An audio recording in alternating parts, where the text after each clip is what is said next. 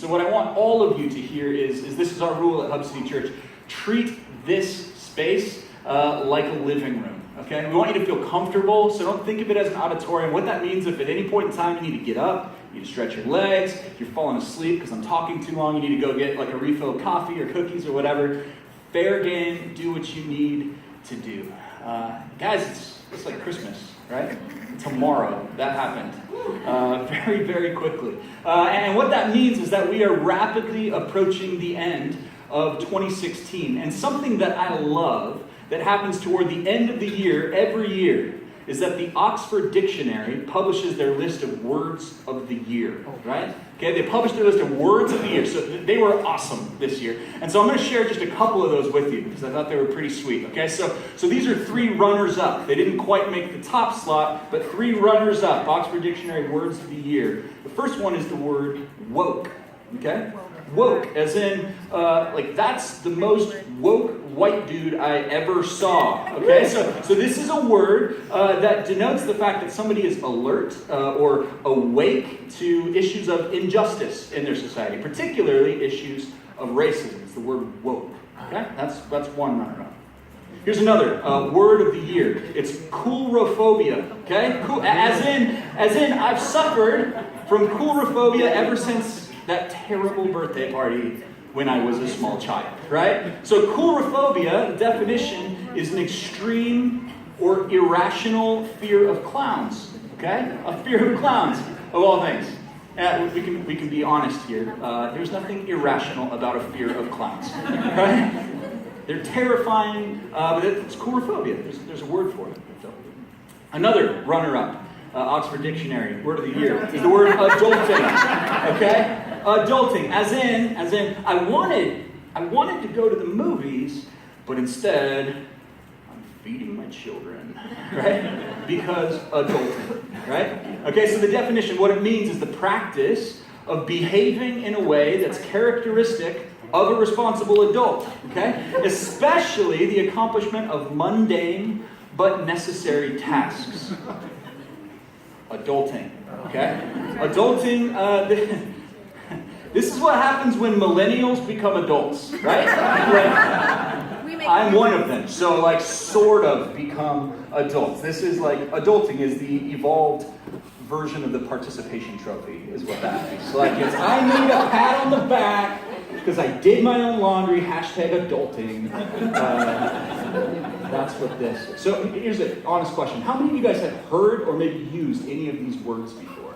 Several? Yeah, they're good. They're good words. So if that's not you, please consider incorporating them into your vocabulary over 2017. It's a good thing, okay?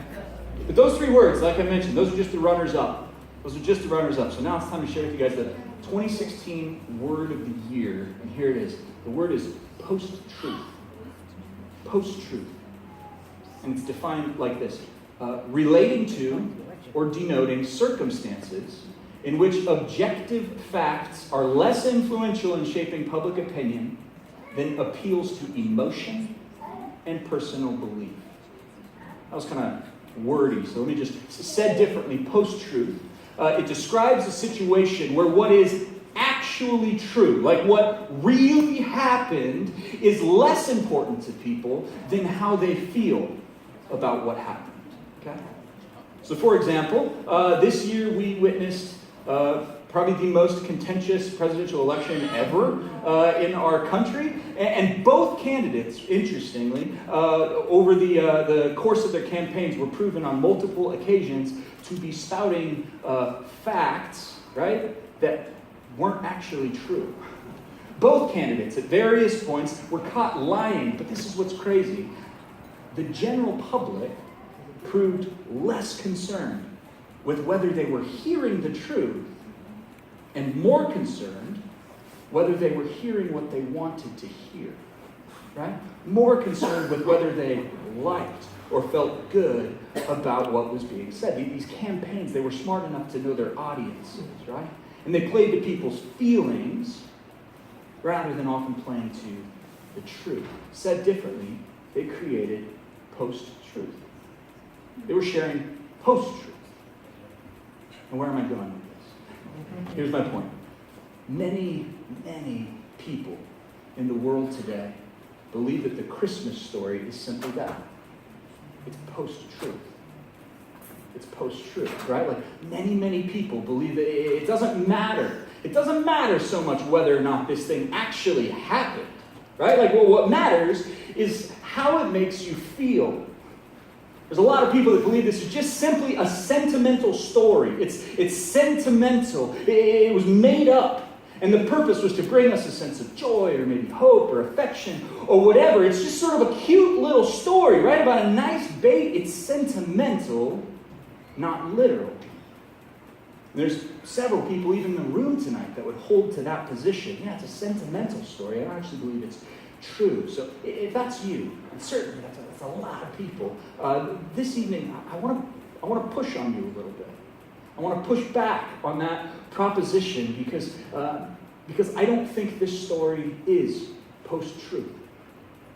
I don't think that this story was fabricated to make us feel sentimental or to make us feel happy. In fact, if the aim of the Christmas story, right, if the aim of the Christmas story was simply to make us feel warm and cozy and comfortable and like able to cope, if it was simply sentimental, then this story wildly missed the mark.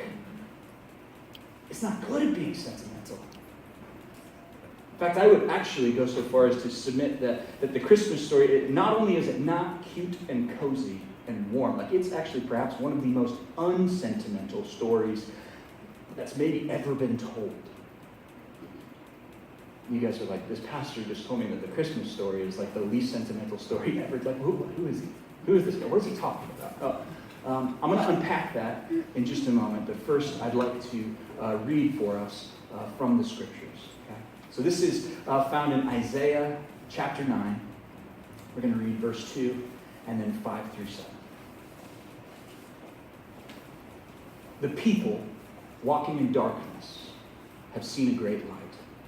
And on those living in the land of deep darkness, a light has dawned. Every warrior's boot used in battle and every garment rolled in blood will be destined for burning, will be fuel for the fire. This is sounding sentimental so far. For to us a child is born. To us, a son is given, and the government will be on his shoulders, and he will be called Wonderful Counselor, Mighty God, Everlasting Father, Prince of Peace. Of the greatness of his government and peace, there will be no end. He will reign on David's throne and over his kingdom, establishing and upholding it with justice and righteousness from that time on and forever. The zeal of the Lord Almighty will accomplish this. Let me just say a quick prayer for us. Heavenly Father, this evening, as we look together to your word, our prayer is that you would send your Spirit to be with us. The same Spirit that inspired the writing of this ancient sacred text like thousands of years ago, that same Spirit would be inspiring our reading and our understanding of it tonight. God, I pray that the truth of your word wouldn't simply be like, I don't know, interesting ideas that kind of intrigue our minds, but that you would do a deeper work. That this would be a truth that transforms our hearts. So God, we love you. We thank you. We thank you for this time of year and the incredible gift of your Son. May this story of Christmas become more meaningful to each and every one of us tonight, we pray. In Jesus' name, amen. Okay, so just for a moment, what I want to do is look at sort of the typical nativity scene. Right? So I got a picture of one up here. There it is. Okay, on it, like, how many of you guys grew up with some version of this thing in your house somewhere? Right? Like most of us. Okay. There's a couple issues with this one. First of all, it's clearly not very woke. Like this word that we discussed earlier, like there's an obvious over-representation of Caucasians in this nativity, including a blonde-haired, blue-eyed baby Jesus. So we kind of have to deal with that. But anyway, pesky little details aside, we get the idea with the nativity set, right? We understand what this is about. It's cute. It's sentimental. It's adorable. In fact, the only thing that could make this any cuter would be if it was made out of those Precious Moments figurines. You guys know what I'm talking like that? Adorable. It would be adorable. It's cute. But as you guys hopefully recall, tonight I'm challenging that idea. I'm suggesting that the Christmas story is not a cute story, right? It's not sentimental. And so what I actually want to do first is I want to just take a quick look at this nativity set and who's there. Okay? Do you guys see it? There's a bunch of people represented here. Who are they? Somebody shout, like, who's somebody you see up there? Magi. The wise men. Okay, yeah. Somebody said magi or wise. Yeah. Okay? Let's talk about the wise men for a second. Okay, these guys were foreigners to Israel with foreign gods, which meant they were idol worshippers and sort of outsiders, okay? Not very welcome, typically. But more than that, here's the crazy thing about these wise men. If you remember the story, they'd been sent on a special mission from a dude named Herod. And their job was to spy out this new little baby so that he could incite the genocidal slaughter of all of the babies in this region, right? Which later he did. You guys are like, yeah, but they brought gifts, right? Like, that's cute. And it's true. Like, they brought gifts with them, but they also brought news to, like, mom and dad that you need to scram, get out of the country, or else your baby's going to be murdered, right? That's not a very sentimental moment, is it? No. Who else do we see? Jesus, thank you. I was curious if somebody was actually going to mention Jesus. Jesus, absolutely. I would argue maybe the least sentimental of everyone in this scene is actually the little baby, right? Because what do we have here? We have the God of the universe crying and messing a diaper, right? But that's not sentimental. In fact, for some of you who are just offended at the fact that I said that. Like, it's not. We have this weak, helpless little baby. Are you kidding? Israel had been waiting for forever for this powerful warrior Messiah, right? They got this dumb little baby. It's unsentimental, anticlimactic, incredibly disappointing. Who else do we see in this scene? There's more. The shepherds, absolutely. We've got some shepherds. The shepherds were the uneducated, poor, social outcasts, okay? In fact, most of the shepherds were actually criminals. And the reason they were shepherds is because they couldn't procure work doing anything else. And so they lived as homeless nomads, roaming the wilderness, sleeping in the dirt. You can imagine how they probably smelled, right? I don't know how many of you are moms and have given birth, but I don't know how many moms would welcome in a dude off the street into their delivery room, right? It's a weird situation. It's an unsentimental moment. Who else do we see? We see Mary. Now we see Mary and Joseph both, right? Jesus' parents, Mary, the teenage, pregnant, expecting mother with what everyone thought is this illegitimate child. Right? Mary, the floozy, with quite the reputation. Right? And you're like, well, yeah, but then there's Joseph. It's like, Joseph, sure, the poor, weak carpenter who should have left her, right? But clearly he's too much of a pushover. That's not a sentimental love story, is it? It's not a cute relationship. That's a relation. It's a story of crisis and controversy, of obligation and disappointment and weakness. Like, well, yeah, they're weak, but then we also have the angel, right? Yeah, we've got the angel, right? Also not very sentimental. So, every time in Scripture when an angel shows up, people think they're gonna die. It's dramatic, terror is struck in people's hearts, and they fall on their faces. Sometimes they pass out, sometimes they're screaming for mercy. This isn't sentimental, it's horrifying, right? One other group there is the animals. Okay? The animals. They're in a stable surrounded by livestock. Any of you guys spent much time around livestock? Yeah. How sentimental is it? How does it smell? It's like manure and urine and animals. Is that? Nobody burns that candle in their delivery room, right? It's not it's disgusting. And this is my point, right? You look at everything going on in this picture, in this story. Everything about this scenario is dirty, and it's messy, and it's kind of scary, and it's awkward, and it's incredibly uncomfortable. It's not sentimental. It's a freak show. It's a disaster. That's what's happening.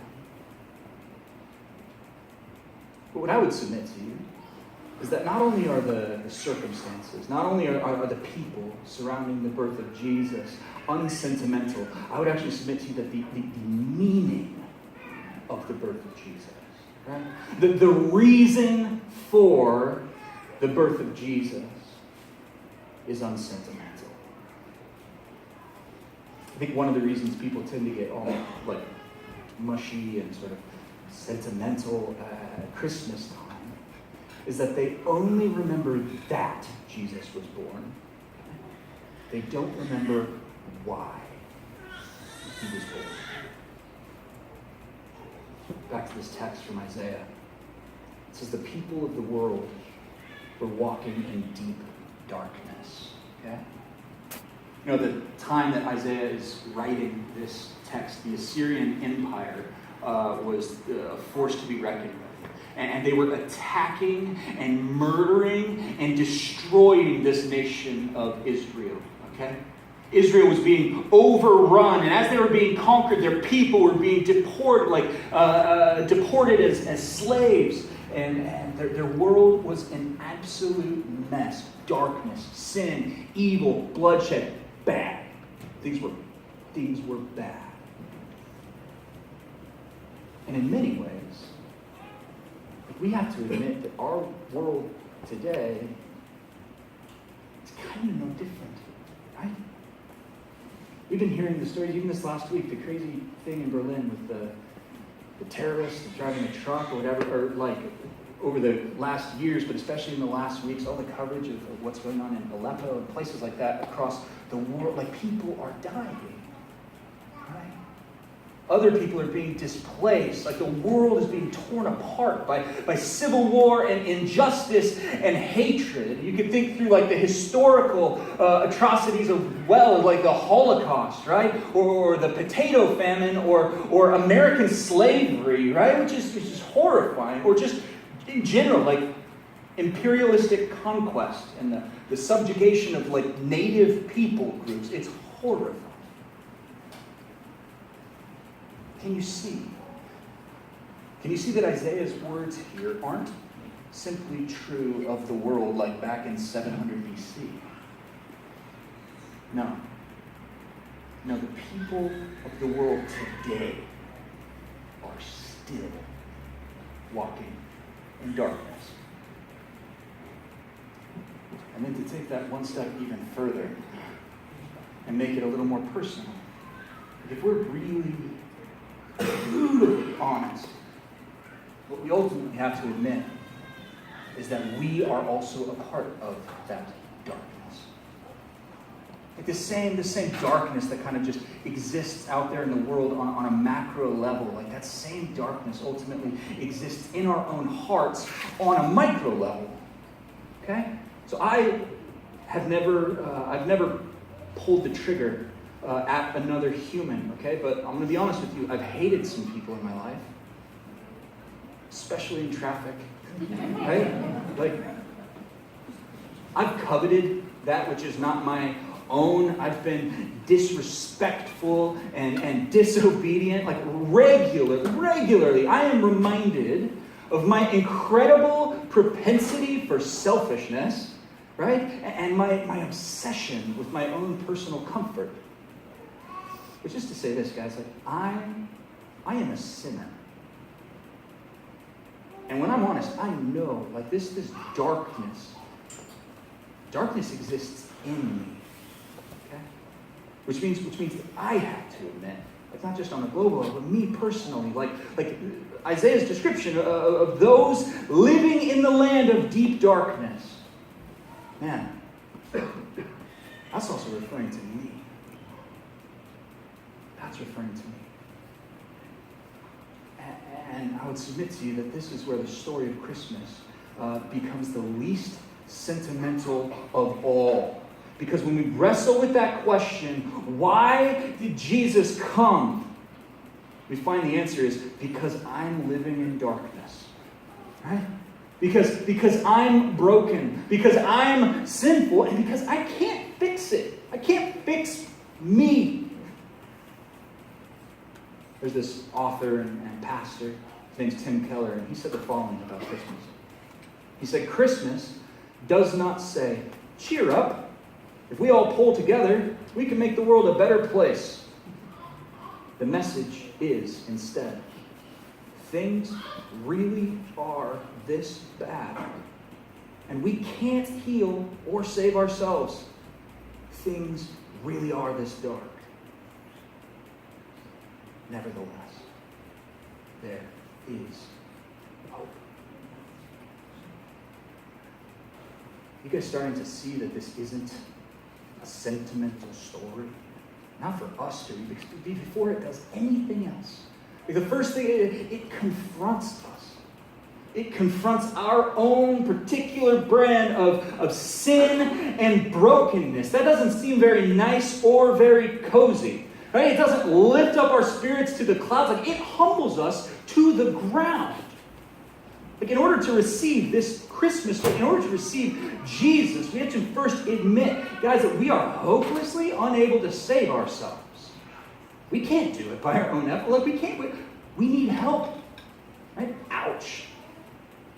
Nobody wants to admit that. Nobody wants to go there. That's a hard thing to receive, isn't it? I don't know about you guys. Have any of you ever received a Christmas present that was like super hard to receive? Right? I'll give you an example. A couple years ago, my wife bought me a gym membership for Christmas. That was kind of a hard gift to receive, right? Because I was like, dang, she thinks I'm soft and fat and out of shape and whatever. Like, it hurt a little bit, right? You get it? Like, or do this. Imagine with me, like, so tomorrow, many of you will be opening gifts, right? Tomorrow, imagine you open up a Christmas present and it's from a good friend, right? And you can tell from the wrapper, like, oh, it's a book. I love books, and this is great. And you rip off the paper and you see this book, and it's titled How to Overcome Narcissism, right? You're going to be like, oh, that's like, oh. Or maybe that's not, maybe it's a different book. Maybe it's a book that says, like, how to have better behaved children. Like, oh, ouch. Or so, like, how to be a decent human person. Like, dang, like, it would be pretty rough, right? It would be hard to receive that gift. Because in order to truly receive it, like, you have to accept the fact that, like, you're kind of a jerk, or you're not a very good parent, or you're just a mean person. And, like, here's the point. That's not a sentimental gift, is it? It's a confrontation. It's a confrontation. And in the same way, God's gift of baby Jesus is a confrontation to us all. You see, the Christmas story, at its root, it shows us that we were so lost that Jesus had to come and die. We were so lost that Jesus had to come and die. And at the same time, that we were in fact so loved that he was glad to come and die. We like to think of Jesus as the cute little baby, right? We like to think of cute baby Jesus, I think, because it's less threatening. But this text shows us that he's a whole lot more than that, right? Look at his description, like he is the light that has dawned in the darkness. It describes him as sort of the ultimate warrior, Messiah, the one who will end all injustice and violence and war. It talks about him tossing the soldiers' boots and like the bloody garments of war into a fire. It says he will carry the governments of the world on his shoulders, right? Like as the ultimate king, establishing justice and righteousness forever. And he will be called Mighty God. Right? And what's interesting is that that's not only claimed about Jesus, that was also claimed by Jesus. In his own words, he says, I am the way, the truth, and the life. Nobody comes to the Father but through me. Right? Later he says, I and the Father are one mighty God. So was he telling the truth?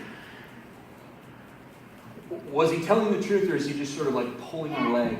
Right? I would submit to you, that's what you have to decide. That's what you have to decide. Was Jesus telling the truth, or was this all just an elaborate hoax and a lie?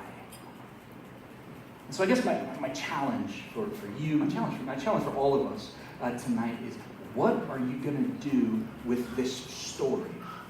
Right? What are you going to do with this story? You don't have to believe it. And hear that. I'm a pastor, I'm giving you permission. You don't have to believe this. I'm not going to twist your arm, and I'm not going to try to ram my convictions down your throat. That's not what I'm after. But I hope, if nothing else, that you can see that either this story is true, okay, or it's not. It's either it's true or it's not. But it leaves no category for mere sentimental post-truth. There's no space for that. Either it's true or it isn't, because it's not sentimental. It's not nice, right? It wasn't designed to just make us feel good and happy and cheerful. Either it's true or it isn't. And here's the thing, if it isn't, and if it's not true, then I'll be honest, there's a whole bunch of people wasting their time. And a whole bunch of people wasting their lives. And ultimately the world is just sort of doomed to exist in this sort of darkness we've experienced, right? But if it is true, if this story is true, and it is my sincerest belief that it is, then there is hope for the world. There's hope for the world. And it's messy hope. It's gritty. It's not particularly nice or pretty. It's the hope that was born into the bloody straw of a manger. Right? It was the hope that would one day become our Savior. The hope who as King, will one day restore the world. Guys, in love, Jesus came. And he's come to bring us forgiveness and life and joy. And what I want you to hear is that if you would turn to him tonight, and you would acknowledge your own brokenness, your own need, your own sinfulness. If you would acknowledge that, and at the same point in time accept the free gift of God's gracious salvation, he'll take you. Jesus will have you forever. Into your darkness, a light will dawn. So will you do it? Will you share in that life today? Will you allow this story of Christmas, this crazy, unsentimental story, will you allow it to sink down into your heart and actually change you? And I pray that you will. I pray that you will. So we're going to take some time right now, actually, together to kind of respond to the good news of this Christmas story. Respond together to the gospel story. And we're going to do that in song. And so the band